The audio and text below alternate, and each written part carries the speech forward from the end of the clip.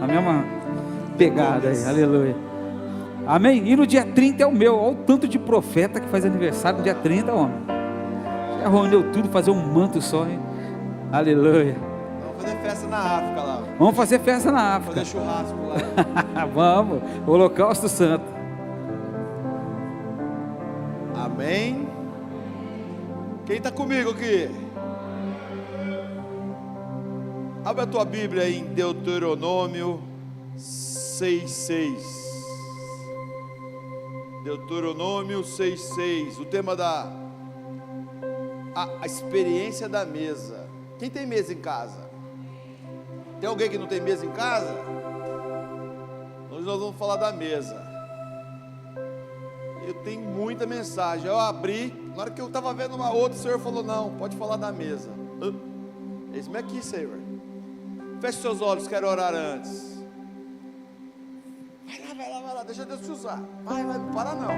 Agora eu estou feliz, você está aí. Deus Todo-Poderoso, obrigado por mais um dia estar na tua casa, papai. Papai, obrigado pela vida de todos. Obrigado, Senhor, por este ministério tão abençoado. Obrigado pelo apóstolo Luciano, pela bispa, pelo Gabriel, pelos obreiros, cada ovelhinha, Pai, cada pessoa que está aqui, Pai. Quero te agradecer, Deus, que o Senhor continue sempre nesta casa, Senhor, abençoando, guardando, fortalecendo, livrando de todo mal, Pai. Que anjos do Senhor possam cercar essa igreja, Pai. Anjos de guerra, Pai. Que nenhum mal entre, Pai. Pai, eu profetizo sobre todas as vidas que estão aqui, que as bênçãos do Senhor sejam derramadas, Senhor. Supre o teu povo, Pai. Eu profetizo, Pai, que teu povo esteja sempre firme, forte na tua presença, em nome de Cristo, amém. Amém. Vamos lá. E essas palavras que hoje te ordeno estarão no teu coração, e assinarás aos teus filhos, e delas falarás assentado em tua casa, e andando pelo caminho, e ao deitar-te e ao levantar-te. Provérbios, não precisa abrir, Provérbios 22:6. Ensina a criança no caminho em que deve andar, e até quando envelhecer, e não se desviará dele. Amém? Baixa só um pouquinho, que aqui o retorno está vindo muito alto para mim, eu estou me perdendo. Isso, garoto. Eu quero falar sobre a mesa. A mesa parece que é algo insignificante, mas a mesa é muito importante. Um dia, eu estava em casa e o Senhor usou minha esposa para falar comigo: vai naquela igreja, em tal lugar, que hoje eu quero falar contigo através da palavra. E eu fui nessa igreja e veio uma americana, que ela fala sobre a mesa, em tradução simultânea. Se eu não me engano, essa americana, é uma pastora, chama David Titus. Depois pesquisa na internet sobre ela, é muito interessante esse assunto. E o Senhor usou na palavra que ela pregou para falar comigo, para que eu pudesse mudar posturas na minha casa. E eu confesso que eu mudei. São posturas difíceis que temos que mudar na nossa casa, postura que nós não percebemos, que a gente entra no dia a dia, na rotina, no cansaço, nós não vamos vendo posturas que precisamos mudar. Deus, Ele deu a palavra para que a gente possa entender. E às vezes a gente lê a palavra uma vez, lê duas, lê três, lê quatro, lê cinco, e às vezes não entende. Parece que nós estamos cegos. Inclusive eu já era pastor. Então tem coisas que Deus vem trabalhando no meu coração, trabalhando em princípios, trabalhando em atitudes. E a mesa, eu acho que hoje é algo fundamental numa família. Se você quer ter uma família alicerçada, é a mesa. Você vai entender aqui um pouquinho. Davi era um rei, E ele tinha muitos filhos, muitos compromissos. O Senhor, ele direcionou o rei. Tem na Bíblia que fala de um único casamento, mas Davi se empolgou com o poder e se espelhou nos outros povos. Depois você vai estudar com calma isso em casa. E ele teve muitos casamentos, muitas alianças, muitos filhos. E quando o rei está em cima do seu reinado, ele tem muitos compromissos. Eram compromissos de guerra, eram compromissos de governo, eram compromissos sociais, vários compromissos. Pensa, naquela época, um rei num país como Davi, um rei querido. Mas Davi, ele era bom para matar Golias, ele era bom como general, ele era bom como guerreiro, mas ele não era um bom pai. Ele via os filhos, preste atenção, isso é importante para a tua vida. Ele via os filhos, numa ocasião, numa reunião, ele via os filhos numa cerimônia, mas ele não tinha intimidade com os filhos, porque não dava tempo. Pensa, 20 filhos, eu tenho 2 filhas, às vezes eu consigo falar com uma que é um pouco mais próxima, a outra cheia de coisa de escola, às vezes nem vejo.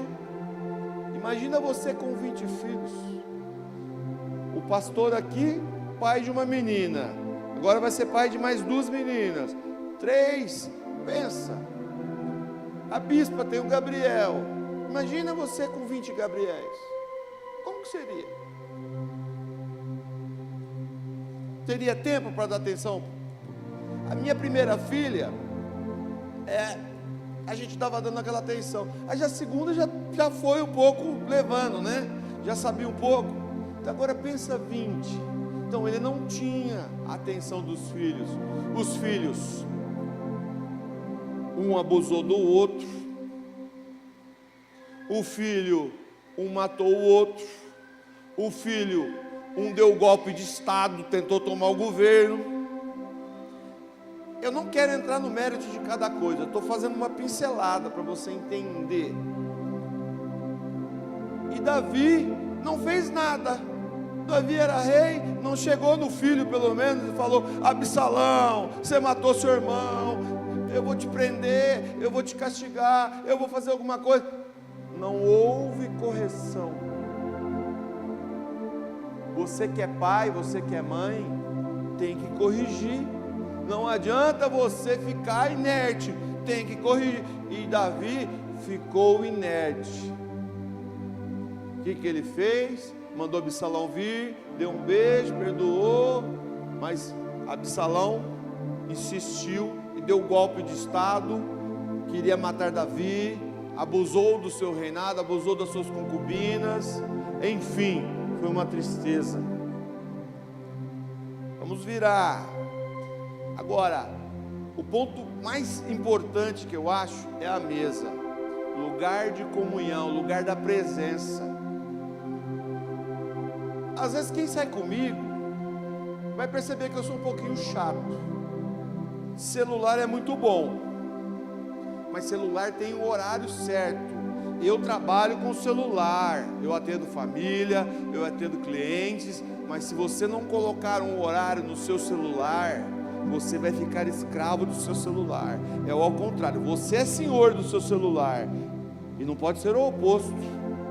Então eu coloco regras, mas a palavra fala assim: por que tem mesa no tabernáculo? Já pensou por quê?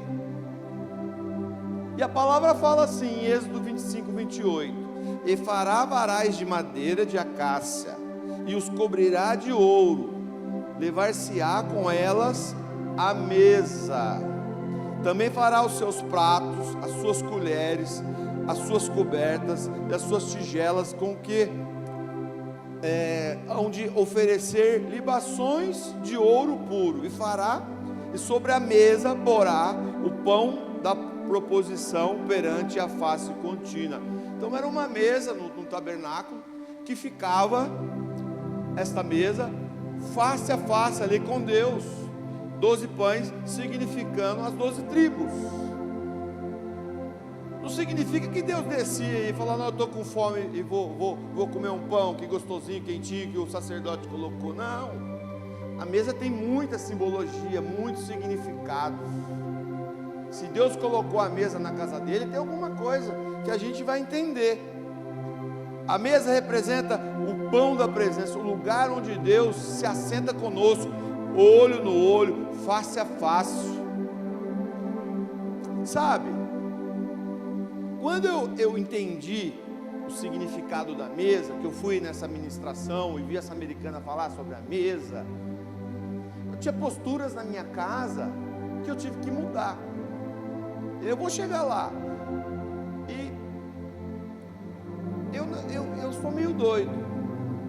E eu falei assim para as meninas. Falei: hoje Jesus vai sentar com a gente na mesa. É, pai? Vai mesmo? Vai.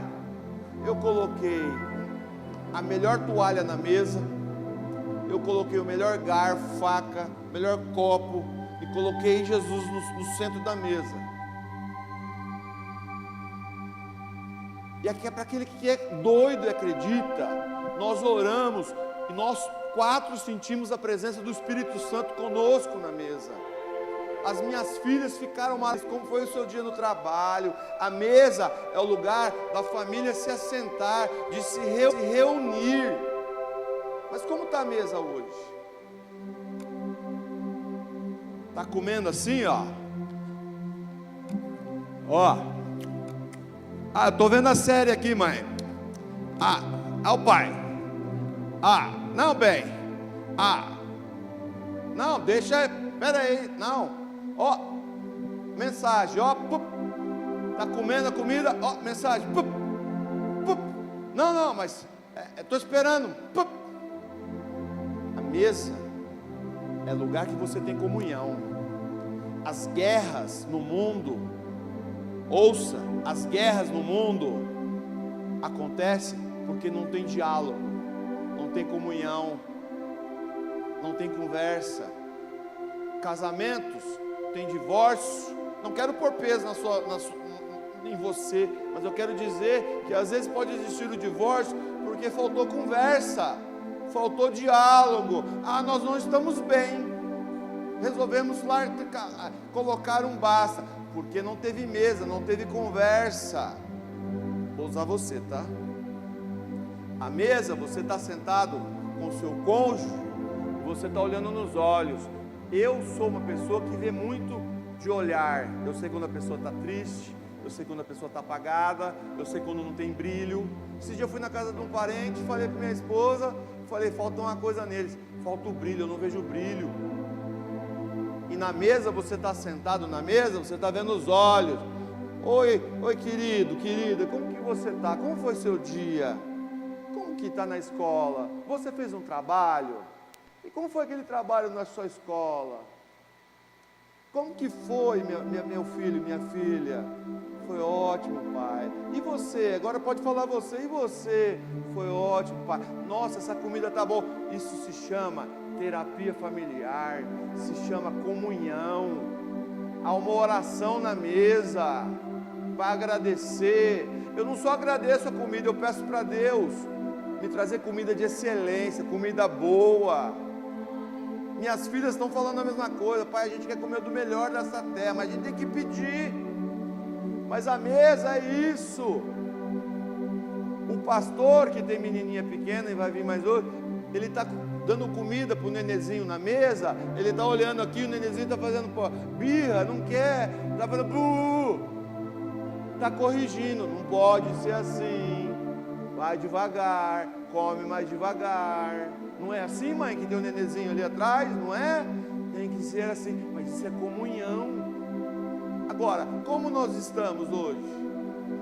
Celular, empurrando o nenezinho com o pé. Aí, sabe o que vai acontecer? O inimigo está vendo, o inimigo está ouvindo. Aquela família já não... Agora eu vou esfriar, agora eu vou pôr aquilo, agora eu vou pôr briga. mas em nome de Jesus, todos nós teremos a comunhão com o Espírito Santo de Deus, a mesa de Cristo. Todos nós vamos ceiar todos os dias em memória a Jesus Cristo, em família, em oração, em adoração, em busca, em santidade. Agora eu quero falar, mas eu vou trazer para você algo científico. Pesquisa, está no livro da americana. Estudos científicos em Harvard, Purdue, Associação Americana de Psicologia e Associação de Psicologia de Illinois, conduzem há uma década pesquisa sobre famílias e comportamentos de adolescentes. Existe 10 famílias que não comem à mesa, que ficam no telefone, não conversam, não interagem, não tem diálogo. 10 famílias que fazem conforme os mundanos. Mas tem um estudo que 10 famílias conversam, olham nos olhos, desabafam todos os dias. Dessas 10 famílias, isso não é estudo da igreja, é estudo secular da faculdade. 10 famílias que não comem à mesa, os filhos são drogados, os filhos bebem, os filhos têm problema psiquiátrico, os filhos são rebeldes. O inimigo pegou essa geração, dessas 10 famílias, e trucidou. Mas a pesquisa diz que os filhos que assentaram na mesa, tiveram comunhão, não tem depressão, não tem ansiedade, a comunhão, índice baixíssimo de divórcio.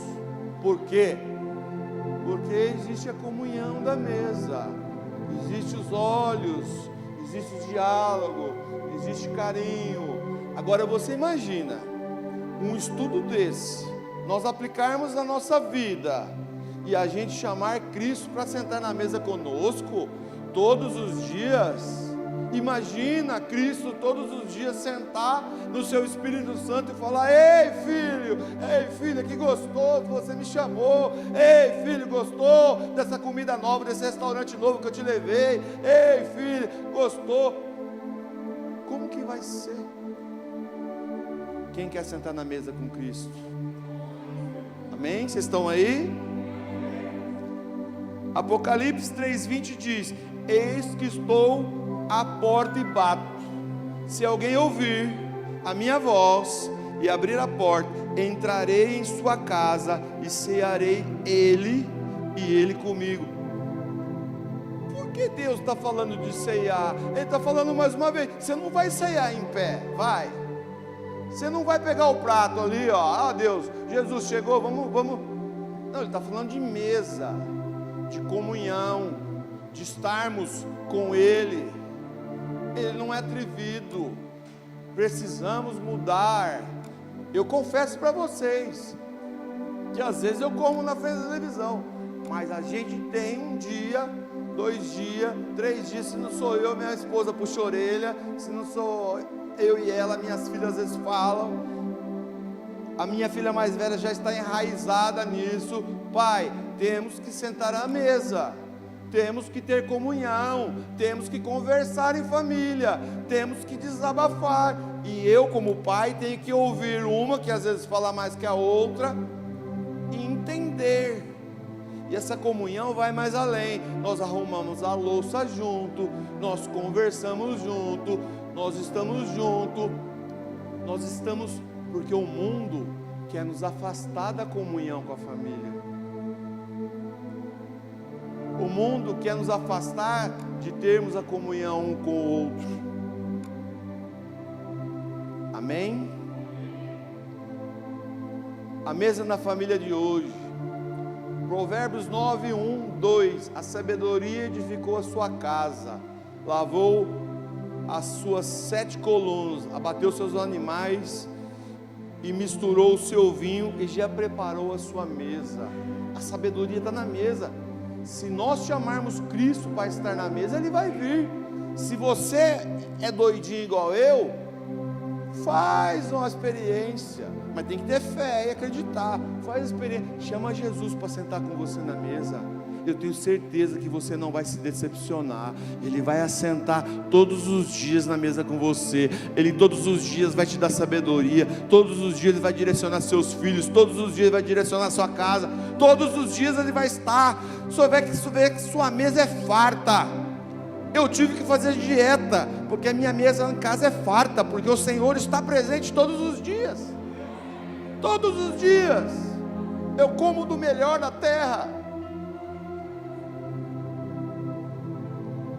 Por que Jesus preparou a Santa Ceia na mesa? Não foi numa mesa? Eu estou falando diferente. Uma mesa, estavam os 12, Ele falando dos momentos talvez de alegria, de tristeza, o que ia acontecer, do futuro. Ele falou que iam trair, mas Ele falou, em minha memória, olha aqui, em minha memória, comam do pão, que é a minha carne, e beba do suco, do vinho, que é o meu sangue.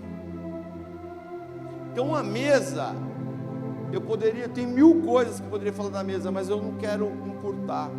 A mesa, quando vocês sentarem na mesa, vocês vão lembrar da minha voz, mas não é minha voz que está falando com você, é o Espírito Santo, porque vocês aprenderam, vocês vão ensinar seus filhos, vocês vão ensinar seu cônjuge, seus filhos vão ensinar os filhos deles, você vai ensinar seus amigos, porque a mesa é lugar de comunhão.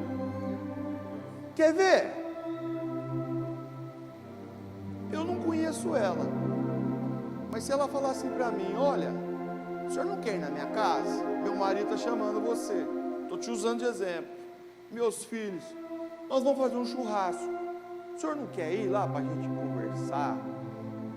Talvez eu nunca tive intimidade com esta família, mas a partir do momento que eu vou na casa deles, estamos sentados na mesa, chamamos a presença do Pai, conversamos, ela vai ver que eu sou normal como ela vai conversar, eles vão conversar, nós vamos rir, nós vamos chorar, nós vamos contar história, ela vai contar as histórias da família dela, o marido, isso vai gerar o que? Comunhão, alegria, gozo, prazer, diversão. Nós vamos ter o que? Mais intimidade, mais proximidade.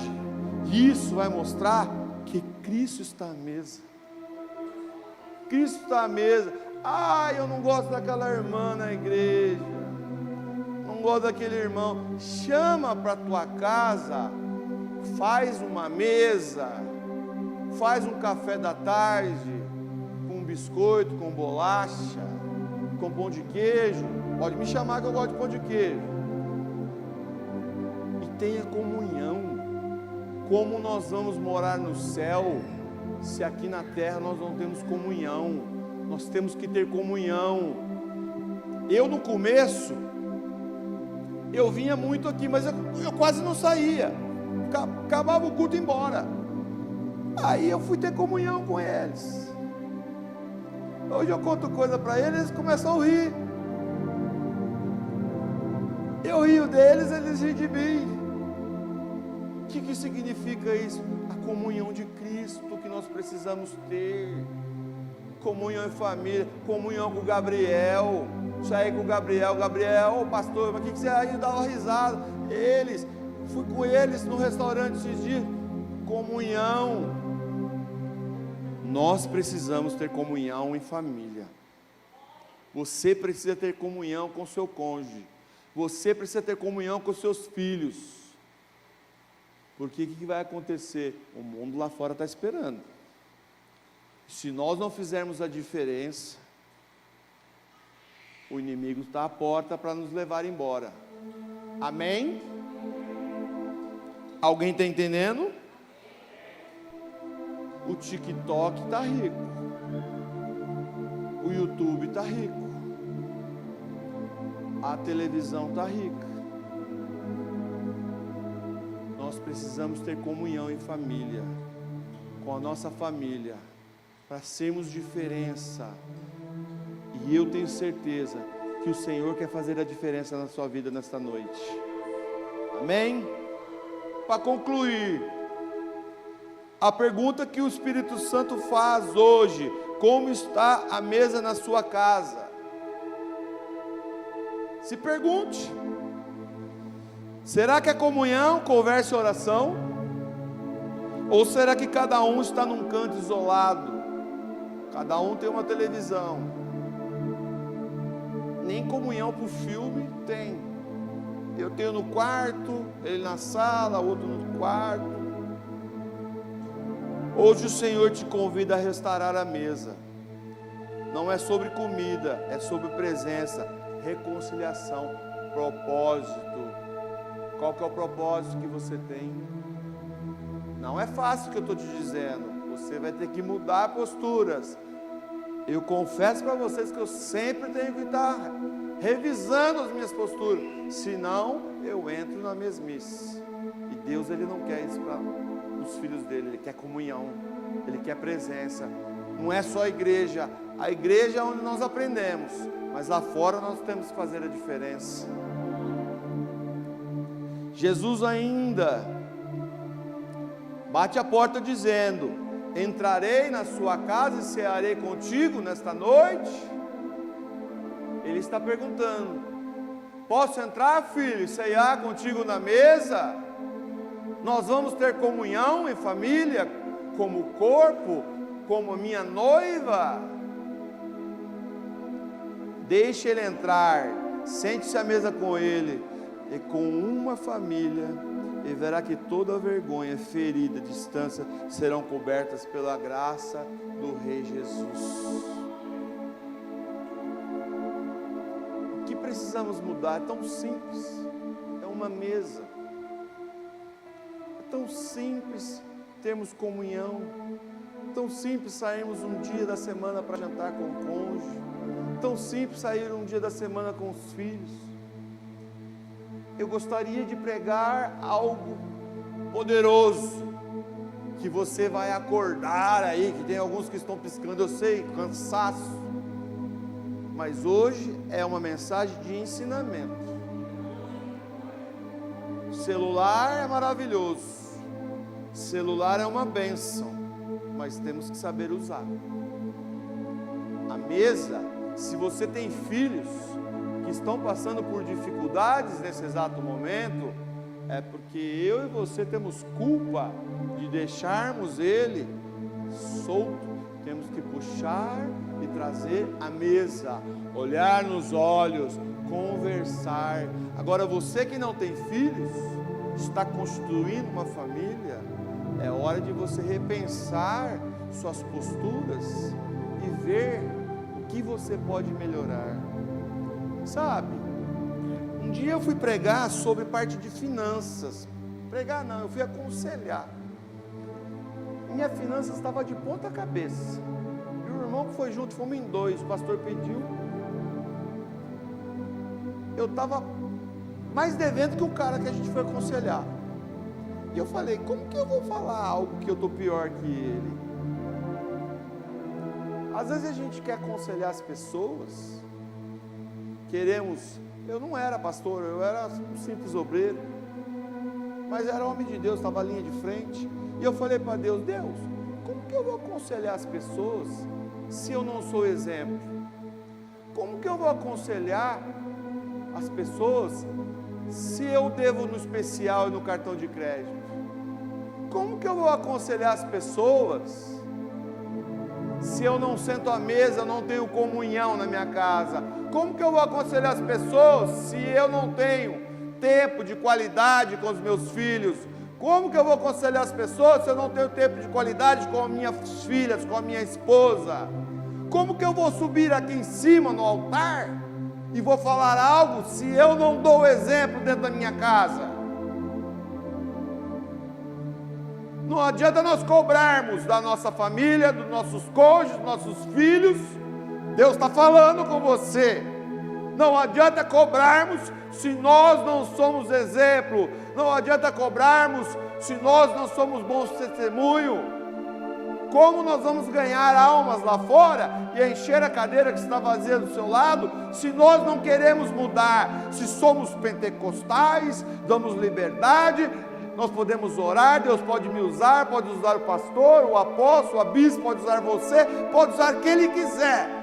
Nós vamos sapatear, nós vamos pular, nós vamos dançar, mas lá fora, como estamos sendo como os cristãos? Hein? É tempo de termos comunhão com Deus. É tempo de ouvirmos a voz do Espírito Santo. É tempo de corrigir o que está errado. É tempo de mudar e deixar que o comandante seja o general que se chama Jesus Cristo de Nazaré. Deixar que Ele conduza as nossas vidas, deixar que Ele conduza a nossa família, deixar que Ele mude. Está difícil, busque ajuda. A mesa é o psicólogo, é o psiquiatra, é o advogado, é o juiz, que se nós não cuidarmos aqui hoje como igreja, lá fora nós vamos precisar. Mas em nome de Jesus, a Cobap de Ribeirão Preto, a igreja, hoje há um despertar do noivo nesse lugar, que nós possamos sair daqui compreendidos, entendidos, enraizados, que precisamos ser a diferença, que precisamos mudar posturas, porque nós não somos mundanos, nós somos a noiva do Cordeiro.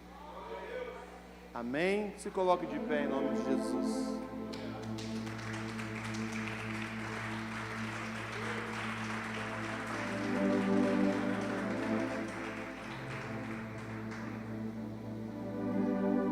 Eu quero chamar aqui na frente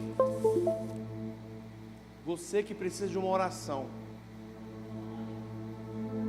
Pastor, não estou bem. Vem para frente. Pastor, eu preciso mudar. Vem para frente.